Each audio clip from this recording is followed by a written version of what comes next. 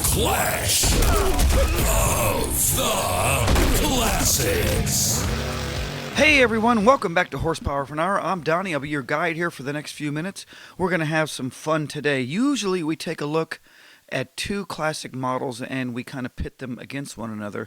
Over the past few weeks, I've been looking at singular platforms, kind of changing it up just a little bit. Want to have a look at just one particular car. Gives us an opportunity to get away from the pitting in favor of a more favorable look at these cars. Today's Clash feature is made possible by the Automatic Transmission Rebuilders Association. These guys are the largest transmission network in the world, known as ATRA. You can check them out anytime at atra.com. Got to head on over to your nearest smartphone, your computer. If you got a transmission concern, check it out, atra.com. At that point, all of your questions will be answered. All right, let's jump right into it now. It's going to be a lot of fun today, talking about the 1968 Pontiac Firebird 400. I don't know about you folks, but this has always been one of my favorite cars. Definitely a knockoff from the Chevy Camaro, same platform, but just something different, something unique, something kind of cool about this car. And, you know, Pontiac may have broken late out of the gate in the Pony Car Derby, but these guys definitely quickly made up some ground. Carefully considered alterations made the Firebird 400 perhaps the best all-around sporty compact of 1968. And I know there's a lot of guys out there that might argue it, but again, my humble opinion, this thing was definitely cool.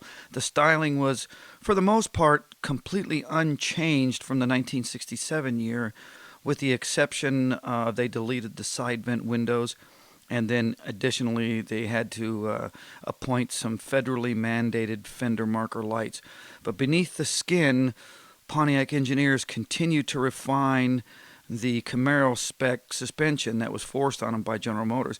Now here's the thing, the car got new multiple leaf springs out at the rear, and then they staggered the shock absorbers before and after the axle so that some of the axle tramp or some of that wheel hop that was so prevalent back in those days was pretty much diminished. They did a really good job. That was just a pretty clever usage of shock mounting towers. Worked really well. Pontiac went further to improve overall road manners with new options. They used that adjustable Coney shock absorbers. That was about a $42 option back in those days, which was a lot of money. Front disc brakes remained about $65 extra, and then some 400s were equipped with new variable assist power steering. That was a really nice option.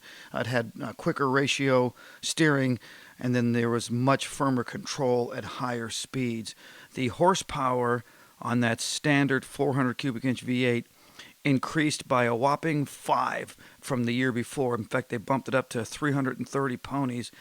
Ram air continued as the rarest, and then beyond that, the strongest engine option at about $600 over the standard or the base 400.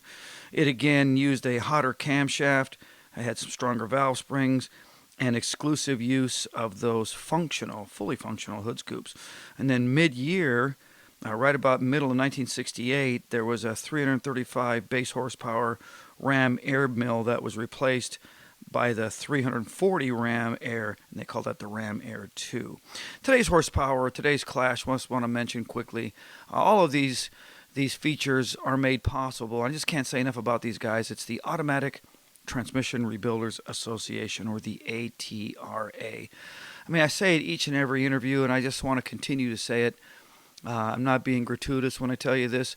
They are the largest and the strongest, the oldest automatic transmission network in the world.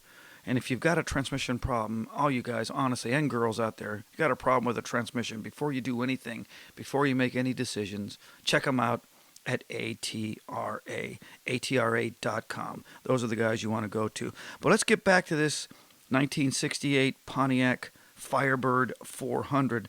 There was a third 400 engine variation that was released right about the latter half of 1968. It was the best blend of, gosh, I guess you could say muscle and manners. I guess if that'd be one way to describe it. The 400 output, or the 400 high output, cost about $350 over that base or that low model 400. They used free flow exhaust, and when you opted for a 4-speed manual, it had its own revised camshaft.